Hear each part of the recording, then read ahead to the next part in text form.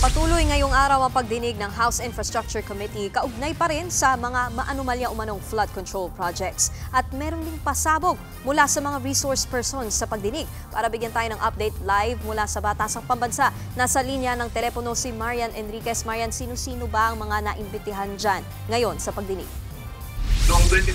Nikki, una ngang sumalang sa interpretasyon dito sa House Infrastructure Committee si dating Bulacan Assistant District Engineer Bryce Erickson Hernandez.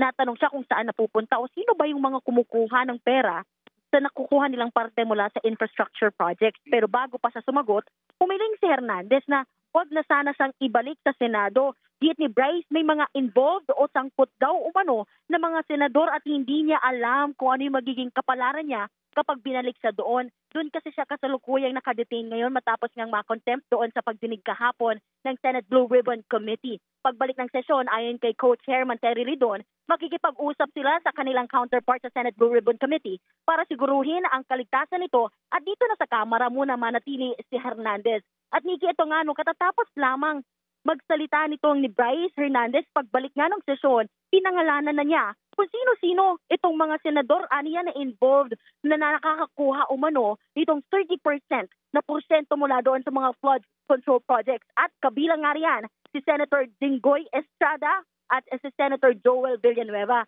Kasalukuyan pa rin siya nagsasalita sa mga oras na ito at ang ilan nga sa mga nabanggit niya ay yung worth 355 million pesos daw mula nga kay Senator Jinggoy Estrada ngayong 2025 at ilang projects yan sa Bulacan, 30% daw ang aniyay napupunta umano kay Senator Jinggoy Estrada. Patuloy pa rin nga itong pagbulong ng pagdinig dito sa Kamara. Yan muna ang latest. Balik sa'yo, Nikki.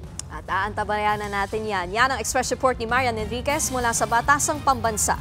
Mga kapatid, Nikki de Guzman po. Para sa pasada ng mga rumaratsyadang balita, mag-follow at mag-subscribe na sa social media pages ng News 5.